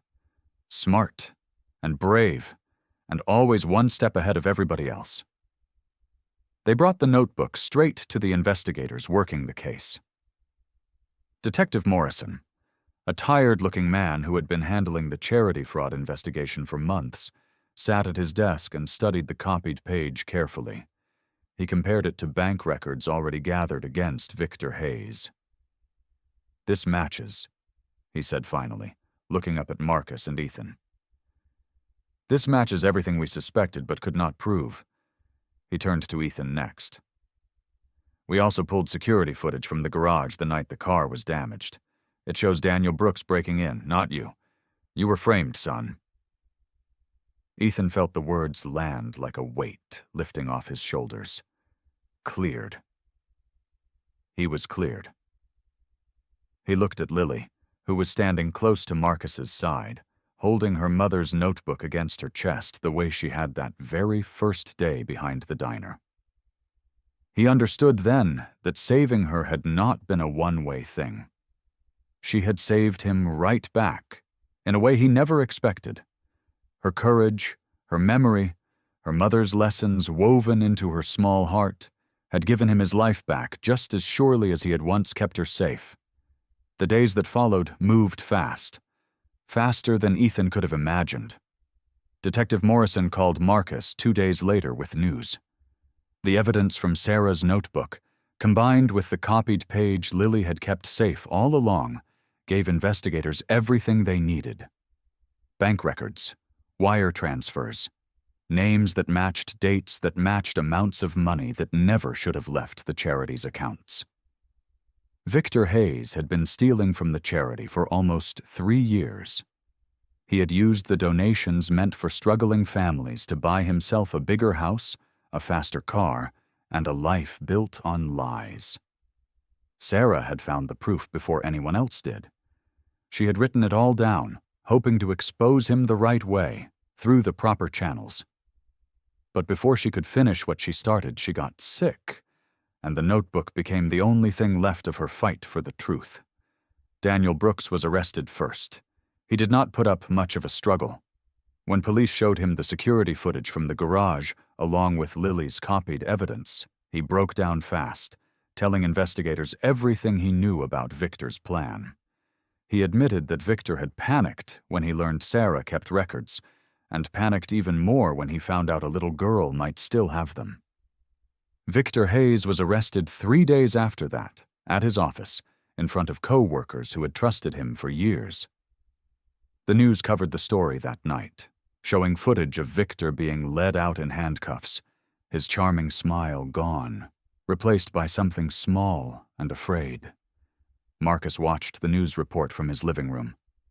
Lily curled up beside him with her mother's notebook resting on her lap. Ethan sat across from them, still trying to process everything that had happened in just the last few weeks. "It is over," Marcus said quietly, staring at the screen. "It is actually over." Lily looked up at her father. "Mama would be proud, right? She found the truth, and I kept it safe." Marcus wrapped his arm around her shoulders and pulled her close. "She would be so proud of you, baby girl. She would be proud of both of us." Ethan felt his throat tighten watching them. He thought about everything that had brought him to this living room, sitting with a Hell's Angel and his daughter like they were family, instead of strangers he had met behind a diner just weeks before. He thought about the interview he missed, the job he lost, the anger he had felt toward himself for choosing a frightened little girl over his own future. Now, watching Victor Hayes get led away in handcuffs on the evening news, none of that anger remained. It had all been replaced with something else. Something that felt a lot like peace. Later that night, after Lily had fallen asleep on the couch with the notebook still held against her chest, Marcus walked Ethan out to his truck. The air was cool, and the sky above the clubhouse was full of stars, the kind you only saw far away from city lights. Marcus stopped beside the driver's door, his hands in his pockets, his expression softer than Ethan had ever seen it. "I need to say something to you," Marcus said, "and I need you to actually hear it." Ethan nodded, waiting. "You protected my daughter that day," Marcus said. "You did not know who she was. You did not know what was in that notebook. You did not know any of it. You just saw a scared little girl who needed help, and you gave up everything you worked for to make sure she was safe." Ethan opened his mouth to say something, but Marcus held up a hand. "Let me finish," Marcus said. "Because of what you did, Lily is alive. Because of what you did, Sarah's truth finally came out. Because of what you did, a man who stole from struggling families is finally going to answer for it. You did not just save my daughter that morning, Ethan. You saved all of us. You saved a truth that might have died with my wife." Ethan felt his eyes burn, but he did not look away. "You changed more lives than you will ever know," Marcus said, his voice thick. "And I will spend the rest of my life grateful that a young man with nothing to gain decided a scared little girl mattered more than his own future." The clubhouse looked different on Saturday night. Someone had strung up old string lights across the ceiling, the kind with the big, colorful bulbs that made everything glow warm and soft. Tables that usually held tools and spare parts had been pushed together and covered with plastic cloths. Someone's grill was already smoking out back, filling the air with the smell of burgers and barbecue chicken. Ethan stood near the doorway, holding a paper plate, feeling unsure of where to stand. "You look like you're waiting for someone to tell you to leave," said a voice behind him. Ethan turned and saw Tank, one of the bigger Iron Wolves members, a man with arms covered in faded tattoos and a beard that reached halfway down his chest. Tank had barely spoken to Ethan in the weeks he had been coming around. Tonight he was smiling. "I guess old habits," Ethan admitted. Tank clapped a heavy hand on his shoulder, nearly knocking him forward. "Not tonight, kid. Tonight you eat. Tonight you sit. Tonight you are one of us." Before Ethan could respond, someone called his name from across the room. Marcus stood near the center of the clubhouse, raising a bottle of soda into the air. The room slowly went quiet as the other members turned to look. "Most of you already know what happened," Marcus said, his deep voice carrying easily across the room. "Some of you helped make it happen, but I want to say something in front of everybody, so there is no confusion about where things stand." He looked at Ethan. "This young man walked into our lives a few weeks ago as a stranger. He did not know who we were. He did not know about Sarah, about the notebook, about any of it. All he knew was that a little girl was scared and needed help. He gave up his future for her without blinking." A few members nodded. Someone near the back said, "That is the truth," in a low, rough voice. "Because of him," Marcus continued, "my daughter is safe. Because of him, the truth about her mother finally came out. Because of him, a man who hurt a lot of families is going to answer for what he did." Marcus raised his bottle higher. "So tonight, we are not just celebrating that the danger is over. We are welcoming Ethan Carter into this family, not as a guest, not as someone we owe a favor to, as one of us." The room erupted into cheers, bottles clinking together, hands slapping against tables.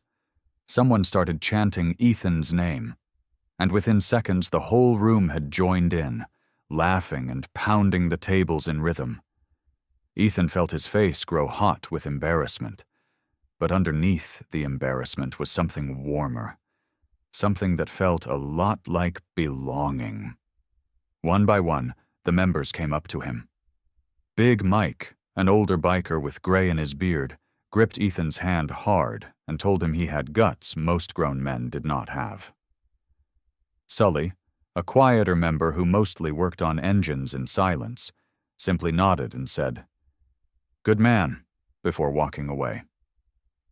A woman named Raina, who ran the club's kitchen and fed half the neighborhood on weekends, hugged Ethan tightly and told him he better come back for her cooking whenever he wanted.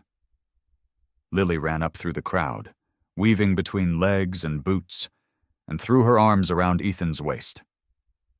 "You are part of our family now," she said, looking up at him with a gap-toothed smile. "Daddy said so? That means it is official?" Ethan laughed, kneeling down to hug her properly. "I guess it does." Later, sitting outside on an old wooden bench with a plate of food balanced on his knees, Ethan watched the club members laughing together under the string lights. Motorcycles lined up in neat rows nearby, chrome catching the glow of the bulbs. Somewhere behind him, someone was playing an old guitar, the notes drifting lazily into the night air. He thought about his own small apartment, empty most nights except for the sound of his own thoughts. He thought about the interview he had lost, the job that had once felt like the only path to somewhere better. Sitting here now, surrounded by people who had known him only a few weeks, but already called him family. Ethan understood something he had never fully understood before. Family was not only about blood. It was not only about the people you were born to. Sometimes family was built through choices, through loyalty, through the simple decision to show up for someone else when it mattered most. Ethan looked around at the club members, at Marcus watching Lily dance near the grill, at the warm lights swaying gently above them all, and he finally let himself believe that he belonged here. Callahan Motors looked exactly the way Ethan remembered it, and somehow completely different at the same time. The building still had the same glass windows, tall enough to see rows of gleaming cars lined up like polished jewels. The same silver letters stretched across the front, spelling out a name that had once felt like a locked door Ethan could only look through. He remembered standing on this same sidewalk weeks ago, straightening his shirt, running through interview answers in his head, terrified of messing up his one chance. Now he stood there again, wearing the same shirt, but he did not feel like the same person. A receptionist led him down a quiet hallway lined with framed photos of classic cars restored to perfection. She stopped at a large wooden door and knocked twice before opening it. "Mr. Callahan, Ethan Carter is here." Richard Callahan stood up from behind his desk. He was tall, with silver hair combed neatly back, and sharp eyes that seemed to notice everything at once. He looked nothing like Marcus, yet something about the way he carried himself reminded Ethan of him. Calm, steady, like a man who had earned his confidence instead of borrowing it. "Ethan?" Richard said, extending his hand. "Thank you for coming back." Ethan shook his hand firmly. "Thank you for the chance, sir." Richard gestured to the chair across from his desk. "Please, sit." Ethan sat down, his hands resting on his knees, trying to keep them from shaking. This felt different from his first interview. That day, he had studied engine diagrams until midnight, memorized every possible question, rehearsed every answer until his voice did not shake. This time, he had nothing prepared. He did not know what Richard wanted to hear. Richard opened a folder on his desk, though he barely glanced at it. "I already know you're talented," he said. "Ray Thompson trained you well. Your former co-workers describe you as one of the best young mechanics they've ever worked beside. Your knowledge of engines, especially classic restorations, is impressive for someone your age." Ethan blinked, caught off guard. Then, what are we talking about today? Richard closed the folder and folded his hands on top of it. Today isn't about your skills, Ethan. I already know you can fix a car. What I want to understand is who you are. The room grew quiet for a moment. Somewhere outside, Ethan could hear the faint hum of machines running in the service bay. I've hired plenty of talented mechanics over the years, Richard continued. Some of them turned out to be excellent employees. Others turned out to be people I regretted trusting. Talent tells me what someone can do. Character tells me who they'll be when things get difficult. Ethan swallowed, unsure what to say. I'm not sure I understand what you're asking. Richard leaned back in his chair, studying him carefully. Let me ask you something simple. If you had to choose, right now, between everything you've worked for and someone who needed your help, with no guarantee of anything in return, what would you choose? Ethan's mind flickered back to that morning outside the diner. Lily's frightened eyes, her small hands clutching the notebook, like it was the only thing keeping her steady. I'd choose the person who needed help, Ethan said quietly. Every time.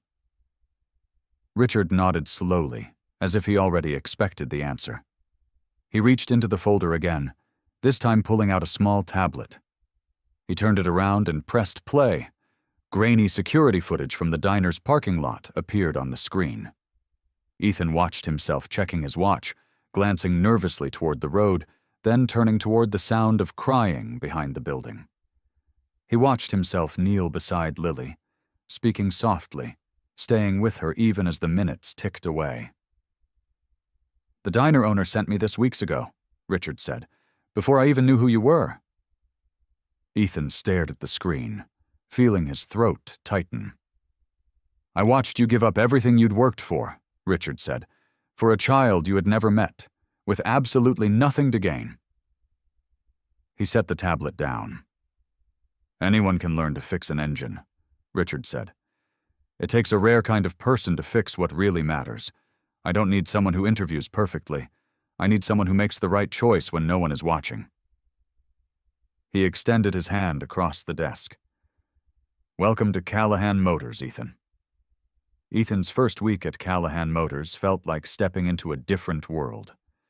The service bay was nothing like Ray's cramped garage with its flickering lights and stubborn old radio. Here, everything gleamed. Tools hung in perfect rows. The air smelled like fresh oil and clean metal instead of dust and sweat. Ethan felt out of place at first, like a kid wearing his father's shoes. But engines were engines, no matter how shiny the building around them. His first assignment was a vintage roadster, with an engine problem that had stumped 2 other technicians for 3 days. Ethan spent an hour just listening to it run, the way Ray had taught him. Then he found the problem in 20 minutes. A loose valve nobody had bothered to check twice.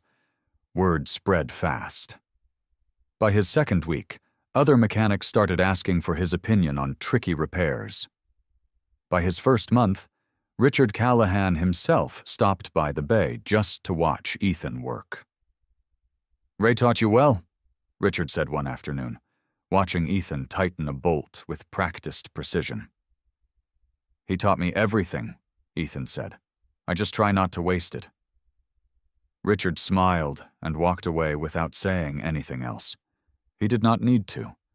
Ethan could tell he had made the right choice. Despite the long hours and new responsibilities, Ethan never stopped visiting Marcus and Lily. Every Sunday he drove out to the clubhouse, where the smell of grilled food and motorcycle oil greeted him like an old friend. Lily always ran to meet him at the gate, her dark hair bouncing as she waved a new drawing or a new page from her mother's notebook that she wanted to share. I wrote something new, she told him one Sunday, holding up the small blue book. Want to hear it? Ethan crouched down to her level. Always. She read slowly, sounding out each word with pride. Today, Ethan taught me that engines are like people. Sometimes the smallest problem causes the biggest trouble, but if you listen close enough, you can always find it. Ethan felt his chest tighten with something warm and full. He had said those words to her weeks ago, teaching her the names of tools while she sat on an overturned bucket, watching him work on an old motorcycle. He never expected her to remember it, let alone write it down. Marcus stood nearby, arms crossed, a small smile hidden beneath his beard.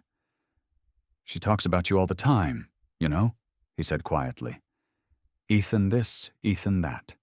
You'd think you hung the moon." Ethan laughed, though his eyes stung slightly. "She's the one who taught me something first." As the months passed, Ethan noticed a change in himself. He no longer measured his days by what he had lost. Instead, he measured them by what he was building. He started a small program with Richard's support, bringing teenagers from struggling neighborhoods into the shop on weekends. Kids who had never touched an engine learned how transmissions worked. Kids who had never been told they were smart learned how to solve real problems with their hands. Ethan taught them the same way Ray had taught him, patiently, without judgment, believing in them before they believed in themselves. Marcus and several Iron Wolves members volunteered to help too, teaching basic motorcycle mechanics on weekends. The unlikely partnership between bikers and business owners became something the local news even covered, calling it an unexpected friendship changing young lives. One evening, after a long day of teaching, Ethan sat outside the shop, watching the sunset paint the sky orange and pink. Lily sat beside him, swinging her legs off the edge of the workbench, while Marcus leaned against his motorcycle a few feet away. Ethan thought about the interview he had lost, the dream job he thought would define his entire future. At the time, it felt like the end of everything. Now, watching Lily giggle over a joke Marcus made, feeling the quiet pride of building something that mattered instead of chasing something he wanted, Ethan understood something he never expected to learn. He had not lost his dream that day outside the diner. He had found something greater than the dream itself. The first cold morning of fall arrived quietly, frost dusting the grass outside the clubhouse like powdered sugar. Ethan pulled his jacket tighter as he walked up the gravel path, a paper bag of fresh notebooks tucked under his arm. He had stopped at the store on his way over, remembering something Lily had told him the week before. "My notebook is almost full," she had said, tracing her finger along the last few empty pages. "Mama's book only had a little room left too before she started this one." Ethan found her sitting on the porch steps, bundled in a purple coat 2 sizes too big, probably one of Marcus's old flannel shirts underneath. She was 8 now, taller than she had been that day behind the diner, her dark hair longer, her eyes less afraid than they used to be. But she still carried the blue notebook everywhere, tucked against her side like a piece of her own heart. "I got you something," Ethan said, sitting down beside her and handing her the bag. Lily opened it and pulled out a brand-new notebook. The cover was green, her favorite color, with a small silver latch just like her mother's book. Her eyes went wide. "For me?" "For you," Ethan said. "Your mama's notebook is almost done. I figured it was time you started your own." Lily ran her fingers over the smooth cover, quiet for a moment. Ethan recognized that look. It was the same look she used to get whenever grief crept up on her unexpectedly, in the middle of an ordinary day. "What if I forget how she did it?" Lily asked softly. "What if my notebook isn't as good as hers?" Ethan thought carefully before answering. He had learned over the past year that Lily's questions were rarely simple. They carried weight far beyond her 8 years. "Your mama's notebook was good because it was honest," he said. "Not because the words were fancy. She wrote what she felt, what she saw, what she loved. That's all a notebook needs to be." Lily looked down at the new notebook in her lap. Does love go away when someone isn't there anymore? Ethan felt his throat tighten, the way it always did when Lily asked questions too big for her small shoulders. He thought about his own parents, about Ray, about everyone who had shaped him even when they were not standing beside him. No, he said. Love doesn't leave. It just changes shape. Your mama isn't here to hug you anymore, but she's still here every time you remember something she taught you. Every time you write in that notebook, you're keeping her alive in a different way. Lily nodded slowly, letting the words settle. Then she opened the green notebook to the very first page.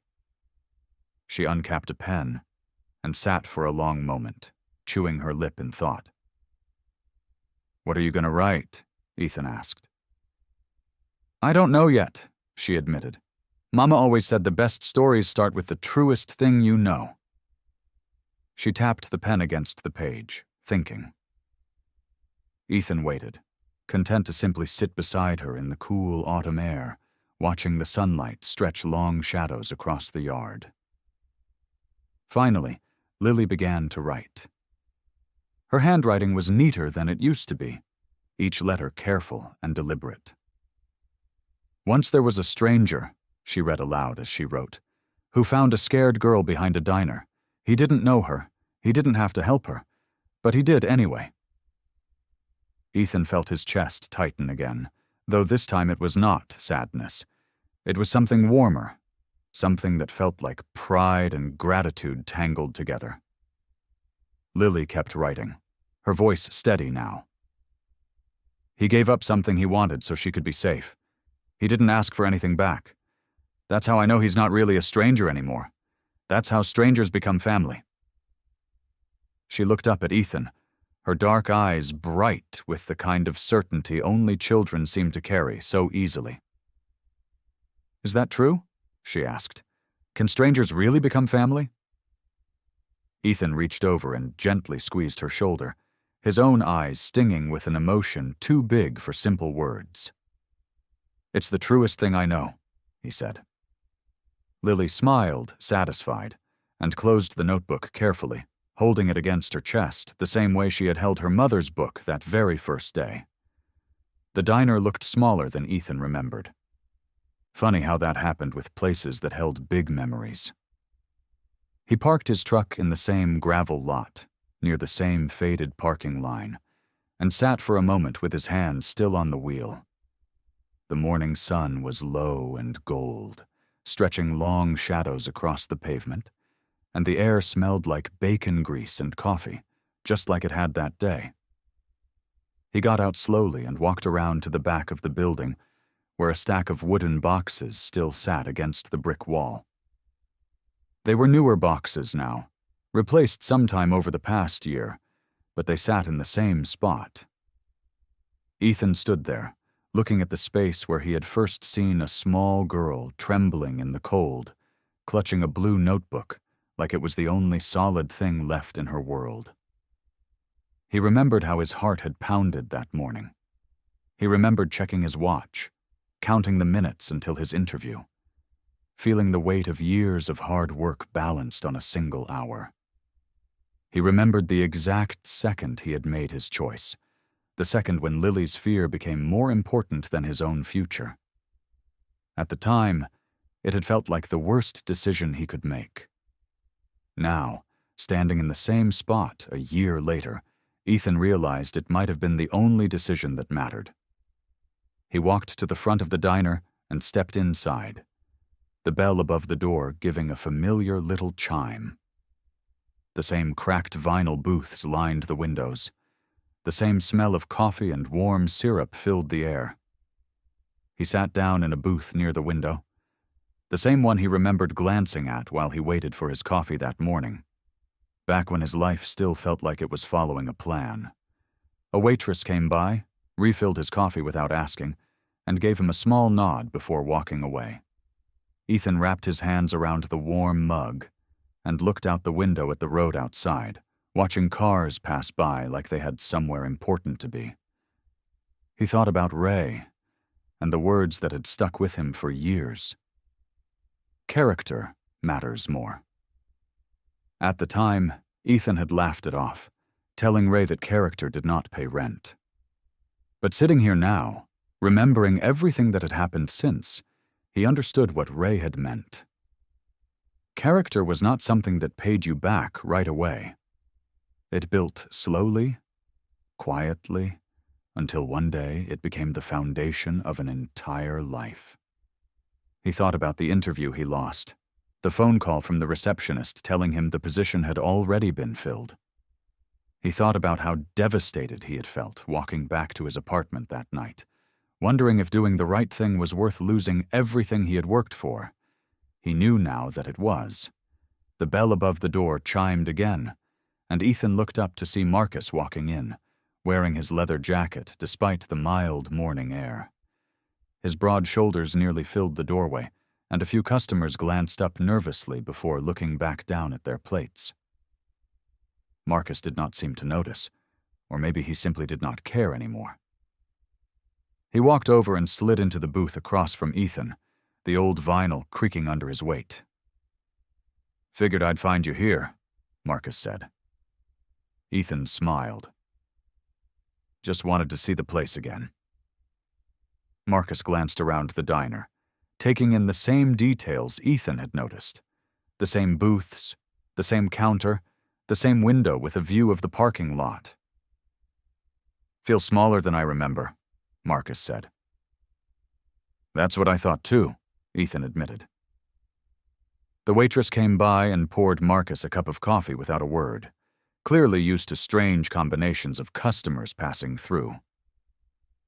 Marcus wrapped his big hands around the mug and looked at Ethan with an expression that was calm, thoughtful, almost proud. "You ever think about how different everything would be," Marcus said, "if you had just gotten in your truck and driven straight to that interview?" Ethan looked out the window again, watching the same stretch of road where he had once seen two men searching for a frightened little girl. "All the time," he said quietly. "I thought I lost everything that day." Marcus took a slow sip of his coffee. "Looks like you found something better." Marcus finished his coffee, set down a few bills on the table, and stood up. "Come on," he said. "There's somewhere I need you to be today." Ethan followed him out to the parking lot, curious but not asking questions. He had learned over the past year that Marcus rarely explained things ahead of time. He just showed you and let you understand on your own. They drove separately, Ethan following the rumble of Marcus's motorcycle down familiar roads until they reached the community center on the edge of town. The parking lot was already full. Rows of motorcycles lined one side, chrome catching the morning sun, while the other side held a mix of family cars and old trucks, some with hoods propped open, and kids standing around them with wide eyes. A large banner stretched across the front of the building. It read, "Young Mechanics Day, sponsored by the Iron Wolves and Callahan Motors." Ethan stood there for a moment, just looking at it. "You knew about this," he said to Marcus. Marcus shrugged, though a small smile pulled at the corner of his mouth. "Might have mentioned it once or twice." They walked in together, and the noise hit Ethan first. Kids laughing, tools clanking, someone's radio playing old rock music from a folding table stacked with lemonade cups. Ethan saw members of the Iron Wolves kneeling next to kids half their size, showing them how to check oil levels and tighten bolts.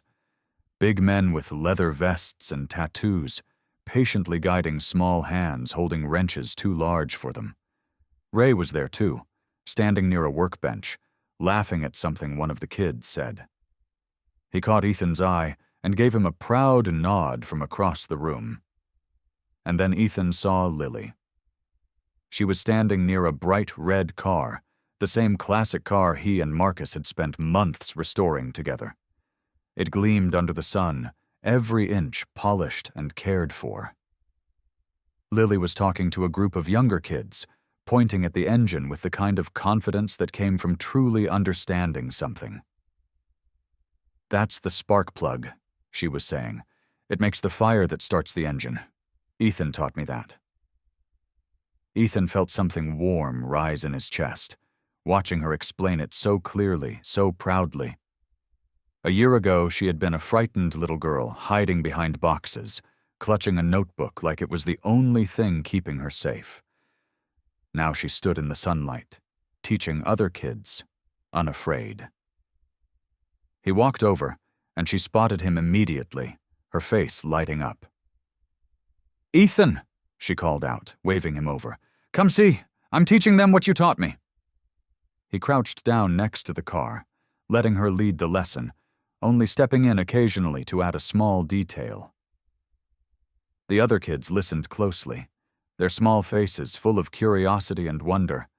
The same wonder Ethan remembered feeling as a boy watching Ray work on engines for the first time.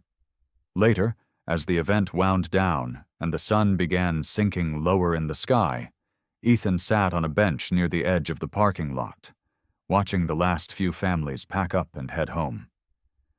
Marcus sat down beside him, and Lily climbed up on the bench between them, holding her mother's blue notebook against her chest, the same way she had held it that day behind the diner.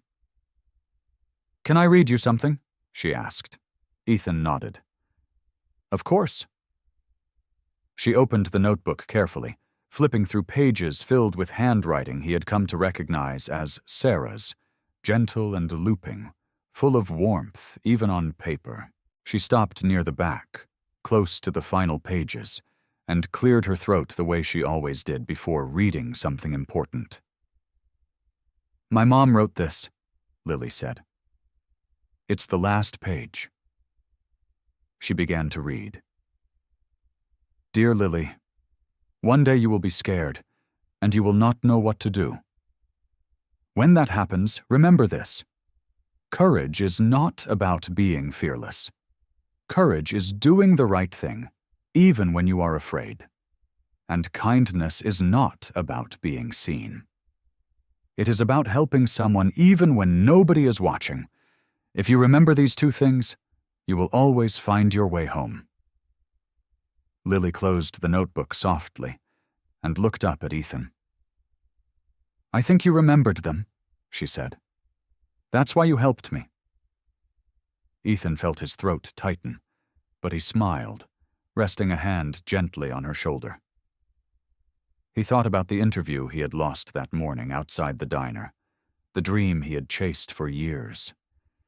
He had believed for a long time that missing it had cost him everything.